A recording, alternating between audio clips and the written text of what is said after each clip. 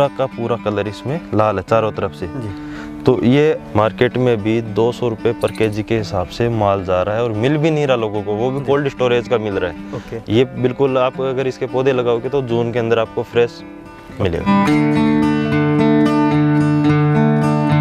ये 50 डिग्री तक आराम से इस वैरायटी को सक्सेस है। ओके। इसको कोई दिक्कत नहीं आती है। किसान भाइयों, आपने कश्मीर के सेब तो काफ़ी बार खाए होंगे और देखे भी होंगे, लेकिन आज मैं आपको दिखाने वाला हूँ राजस्थान में सेब की खेती जो हो रही है राजस्थान के सीकर जिले के गांव बेरी में, जहाँ 50 डिग्री टेम्परेचर में सेब की खेती होती है। क्या राजस्थान में सेब की खेती हम कर सकते हैं और क्या इसकी खेती सफल तरीके से होती है? तो चलिए शुरू करते हैं आज के इस वीडियो को और जानते हैं इसके बारे में। तो राहुल भैया, सबसे पहले तो आपका वेलकम है हमारे चैनल पर। वैसे तो सभी हमारे जो किसान भाई है वो पहले भी आपको जानते हैं और पहले भी आपको वीडियो देखे हैं, जी। लेकिन एक बार आप फिर से जो अपना फार्म का परिचय थोड़ा सा हमारे किसान भाइयों को कराइए। नमस्कार किसान साथियों, मेरा नाम राहुल खेदड़ है, गांव बेरी, जिला सीकर, राजस्थान से हूं और हमारे फार्म का नाम है शेखावटी कृषि फार्म उद्यान नर्सरी। बागवानी की शुरुआत हमने 2008 के अंदर करी थी, जिसमें हमने शुरू में अनार के पौधे लगाए थे। फिर उनका 2011 के अंदर हमें पहला उत्पादन मिला था। फिर धीरे धीरे हमने मौसमी, नींबू के पौधे लगाए और उसके बाद में हमने 2015 के अंदर सेब की HRM 99 वैरायटी लगाई। तो जैसे कि आप काफ़ी लंबे समय से मतलब बागवानी कर रहे हैं, तो फिर जैसे हम देखते हैं कि अक्सर जब भी सेब की बात आती है तो सेब हम बोलते हैं कि कश्मीर में होता है, जम्मू कश्मीर में, इस तरह की बातें आती है। लेकिन फिर अभी आप जैसे कि राजस्थान में आप सेब की खेती कर रहे हैं, तो राजस्थान में आपके पास कैसे आया कि हम भाई राजस्थान में भी इसकी खेती कर सकते हैं सफल तरीके से? उसके बारे में आप थोड़ा सा बताइए। ये जो सेब का पौधा था, हमें नेशनल इनोवेशन फाउंडेशन है अहमदाबाद, वहाँ से कलम मिली थी हमें एक ट्रायल बेस के लिए कि जिस फार्मर ने इनको डेवलप किया है कि आपके राजस्थान में भी ये सक्सेस है या नहीं है। उसको एक कलम को हमने पौधे के रूप में उसको तैयार किया। फिर जैसे 1 साल का पौधा हुआ तो उसके अंदर फल आ गए एक ही साल में। तो उसके अंदर ग्रीन फ्रूट आया। तो ग्रीन फ्रूट आया तो हमने सोचा कि इसका कलर शायद ग्रीन ही रहता होगा, हरा ही आया है। फिर अधिकारियों से बात की, कृषि विज्ञान केंद्र के जो अधिकारी थे उनसे बात की, तो उन्होंने कहा कि इसके लिए ठंडा तापमान चाहिए, उसी में कलर आएगा, कलर सही तरीके से आएगा, लाल कलर आएगा। तो फिर हमने सोचा क्यों ना अपन इसको थोड़ा सा अलग टेक्निक से करें, जिसमें हम अनार की खेती करते हैं उसी हिसाब से उसको करें। तो हमने उसके अंदर जैसे हमारा खाद है वो डाला, जीवामृत डाला, वेस्ट डिकम्पोजर है, ट्राइकोडर्मा, ये चीज़ें हमने बना के उसमें डाला। 2 साल के बाद में उसमें हल्का पीला कलर और गुलाबी कलर आने लग गया, हल्का सा आया। फिर हमने सोचा अगर गुलाबी कलर आ रहा है तो इसका लाल कलर भी आ जाएगा धीरे धीरे। जी। तो फिर जैसे कि अभी आप हमें ये बताइए कि एक तो आपके पास कितने पौधे लगे हुए हैं और जब हम इसके पौधे खेत में लगाते हैं तो खेत की तैयारी कैसे करनी होगी? हमारे पास सेब के 200 पौधे लगे हुए हैं, जिसके अंदर अभी फ्रूटिंग आ रही है। एक पौधे से हम 70 kg तक का उत्पादन ले रहे हैं। और अगर कोई किसान भाई नया बगीचा लगाता है तो वो 15 × 15 फीट की दूरी के ऊपर बगीचा लगेगा उसका। और खेत की तैयारी है, हमें 10 से 15 दिन मिनिमम 1 बाई 1 फीट का गड्ढा करना होता है। उसको 10 से 15 दिन खुला छोड़ सकते हैं किसान भाई। और अपना जो 6 महीने पुराना गोबर का खाद रहता है उसको 5 kg पर पौधे के हिसाब से उस मिट्टी के अंदर मिला देना है। और उसके बाद में किसान भाई पौधे ले जाके उसको लगा सकते हैं। तो जो पौधे हैं जब हम खेत में लगाते हैं तो उसका सीजन कौन सा रहेगा, कौन से टाइम का? सीजन फरवरी से लेके जुलाई अगस्त तक रहता है, जो पॉली बैग में होता है उसका। अगर आप बिना पॉली बैग का लेते हो जिसमें आपको सिर्फ रूट मिलता है, वो दिसंबर से लेके जनवरी में होता है, क्योंकि उसके उस टाइम पे डोरमेंसी पीरियड में रहता है, तो वैसे भी लग जाता है। अब जैसे आपने एक चीज़ बताई कि आप इसके जो बागवानी कर रहे हैं, आपने अपने अनार के जो पौधे हैं उनके बीच बीच में पौधे लगाए हैं, तो ये चीज़ क्यों करनी पड़ी उसके बारे में भी बताइए। हमारे पास 5 बीघा ज़मीन है, ज़्यादा ज़मीन नहीं है। तो हमने पहले अनार के पौधे लगाए थे तो इसमें गैप ज़्यादा था, थोड़ा 15 × 15 फीट का था। तो हमने सोचा क्यों नहीं इसको भी हम पूरा कवर कर ले कि कम जगह के अंदर अधिक पौधे होंगे तो हमारा जो प्रोडक्शन है वो भी अधिक आएगा। तो हमने 5 बीघा के अंदर टोटल 700 मदर ब्लॉक लगा रखे हैं। जी। अब जैसे बात आती है कि हमने भी पौधे अपने खेत में लगा दिए, अब एक इसे पानी की ज़रूरत कितनी होगी? साल भर हमें कितना पानी इसे कितने टाइम में देना होगा? अगर हमने सेब का पौधा लगाया तो इसको पानी की बहुत ही कम आवश्यकता होती है, क्योंकि इसका जो रूट स्टॉक होता है सीडलिंग, वो पहाड़ों के ऊपर तैयार होता है, जैसे जम्मू कश्मीर, तो वहाँ पे पानी की वैसे कम ज़रूरत होती है। दूसरा कि इसको हम ड्रिप सिस्टम से 7 से 8 दिन में, जब छोटा पेड़ रहता है तो 7 से 8 दिन में देना है। और अगर अपना 1-2 साल का पौधा हो जाए और जब फ्रूटिंग पे आ जाए तो हमको 15 से 20 दिन के अंदर इसके अंदर पानी देना होता है। अब ये बात हो गई।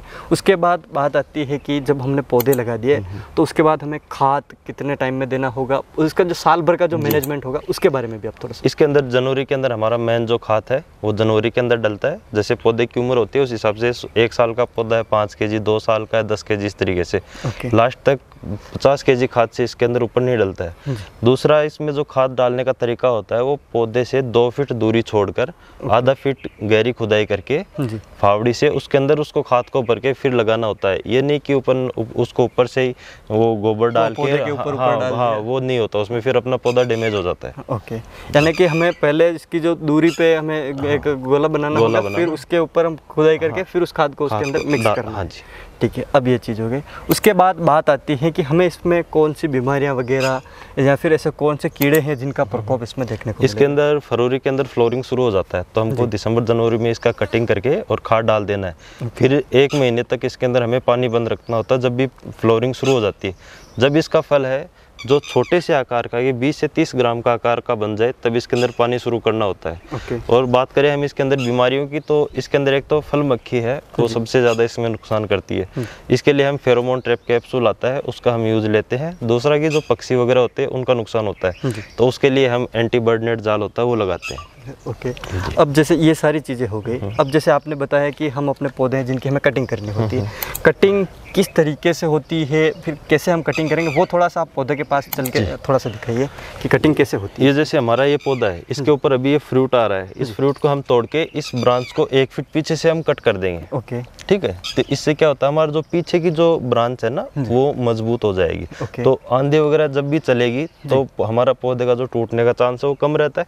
दूसरा कि हम इसको कट करेंगे ना, तो जो इसकी खुराक है वो पीछे मिलती रहेगी। जो फ्रूट की साइज है ना, कई बार किसान भाई क्या करते हैं कि पौधे के ऊपर अगर 500 पीस फ्रूट लग गया, वो 500 छोड़ देते हैं। उसमें फिर क्या उनके 100-100 ग्राम की साइज आती है। अगर आप 500 की जगह अगर आप 250 पीस रखोगे तो उनका साइज है वो 250 ग्राम तक की सेव आती है। और अगर आप ज़्यादा फ्रूट रखते हो तो वो 100-125 ग्राम की साइज आए। तो आपको थिनिंग करना बहुत ज़रूरी है इसके अंदर। यानी कि अगर हमें क्वालिटी चाहिए तो फ्रूट हमें कम लेना है। अगर सिर्फ क्वांटिटी चाहिए तो आप मतलब फ्रूट ज़्यादा ले सकते हैं। उसमें फिर मार्केट कम मिलता है। अगर आपकी क्वालिटी में मेजरमेंट नहीं है तो कम मिलेगा। ओके, जैसे आपने बताया थिनिंग के बारे में। अब जैसे कि हमें आपने बताया कि जब 500 फ्रूट लगे हैं, 500 में हमें चाहिए कि हमें अच्छी क्वालिटी चाहिए, 200 या 250 फ्रूट चाहिए, तो हम उन फ्रूट का सिलेक्शन किस तरीके से करेंगे उसके बारे में भी आप थोड़ा। उसके अंदर क्या होता है कि जो फ्लावर आता है हमारा गुच्छे के अंदर आता है। एक गुच्छे में कभी किसी में 5 है, किसी में 10 फ्लावर है। तो जब 50 ग्राम की साइज बन जाए हमारे फ्रूट की, उसके अंदर फिर अगर एक गुच्छे में 5 फ्रूट है तो उसमें 1 फ्रूट हमको रखना है, बाकी 4 को हमें निकाल देना है। तो इसलिए उसका फिर वो साइज है ना वो अच्छा बनता है और उसका मार्केट रेट भी अच्छा मिलता है। अब जैसे एक चीज़ और बताइए कि आपने सारी चीज़ें जैसे कलर के बारे में आपने पहले भी बताया था, तो क्या यहाँ पे राजस्थान में अगर हम किसानों को कहें कि राजस्थान में हम सेब की खेती कर सकते हैं, तो लोगों के दिमाग में यही आएगा कि भाई ये गलत चीज़ है, राजस्थान में सेब की खेती होना पॉसिबल नहीं है। तो यहाँ आपके पास जो फ्रूट आया है, फ्रूट का जो कलर है वो कितने टाइम में, एक तो आपको जो सही कलर है वो देखने को मिला, और कलर क्या उतना ही अच्छा मिला है जो हमें कश्मीर से या फिर ठंडे इलाकों से जो फ्रूट मिलता है उसके बारे में? पहले तो हम भी ये सोचते थे कि इसके अंदर कलर नहीं आएगा, ये हरा ही बिकेगा, लेकिन फिर धीरे धीरे से गुलाबी, इस साल जो हमारा कलर आया वो पूरा लाल आया पौधे के ऊपर। और इसमें जो फरवरी में फ्लोरिंग आई थी और मई एंड के अंदर ये तैयार हो गया, पूरा पक के तैयार हो गया था।